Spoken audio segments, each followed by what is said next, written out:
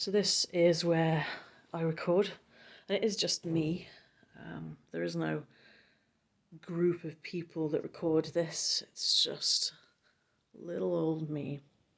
As you can see, this room is not just a recording studio, it's also a dining room, come library, come cat playroom, and it's also a church because it's 2020 and that's how we roll in 2020.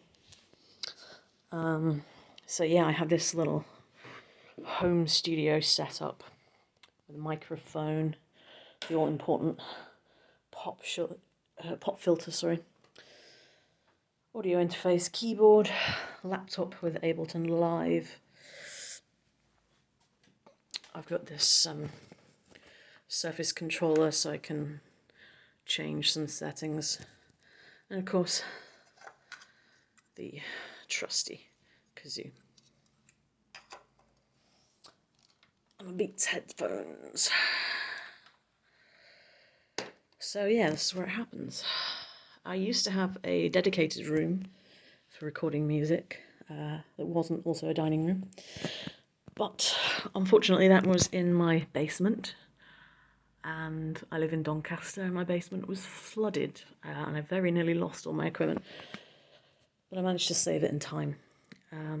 But of course I don't want to put my equipment back down there even though it's dry now, because it could happen again at any time. So this is where the magic happens.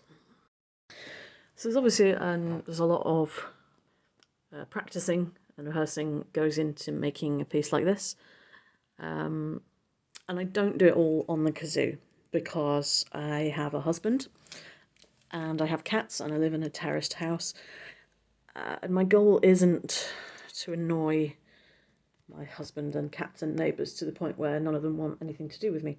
So I tend to practice by humming. So I will set the piece going, which you won't hear because I've switched it over to headphones, but then I'll have my headphones on and just hum along. So I'll be going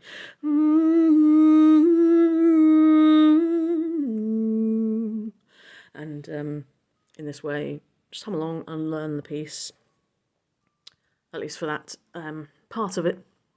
Once I've learned a good section of it, probably that much, that's like 8 bars, then I will record that bit and then I will start on the next bit, which as you can see is really fast there. I find that I have to be a little bit careful when I'm playing the kazoo because I'm a singer and I'm a pretty quiet singer because I'm used to working with a microphone. So sometimes I will, when I'm using the kazoo, it's like singing into it. You don't actually hum like some people say that you do. It's more of a like singing into it. You're kind of oohing into it or doing or whatever. So you go and you have to be careful to make sure that you kind of sing that note strongly enough, because if I were to sing it with less power, then I'd get this. So it's just, it's not actually sounding like a kazoo at all, but just like a bit of a muffled voice. Whereas if you put enough power into it, then it starts wrinkling this little thing here, which is what makes it sound distinctive.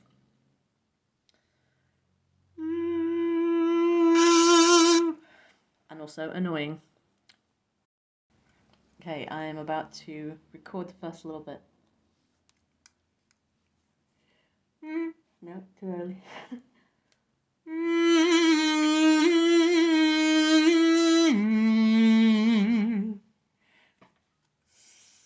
Okay, that was a bad take because I didn't start soon enough.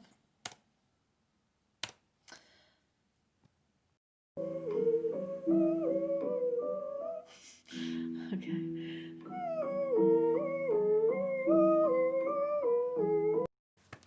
Right, so it took me a lot of work. I had to do it 1 bar at a time, but I managed it. And here we go.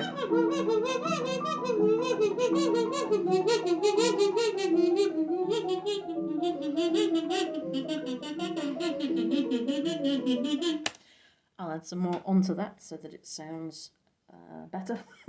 And then I did the next section as well, which is just the same as the first.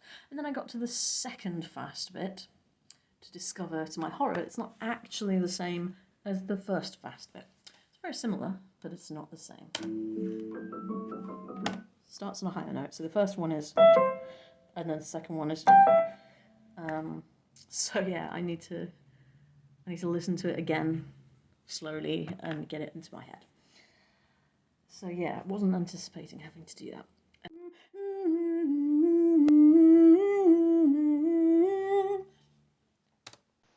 So there's a little behind the scenes sneak peek into what goes on with the kazoo orchestra, and hopefully you can see that it's quite a lot of work goes into even just one piece that's a couple of minutes long.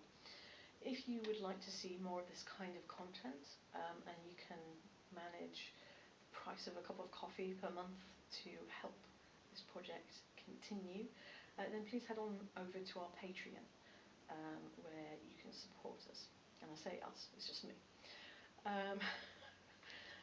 So yeah, you can find a link for that down in the description for the video.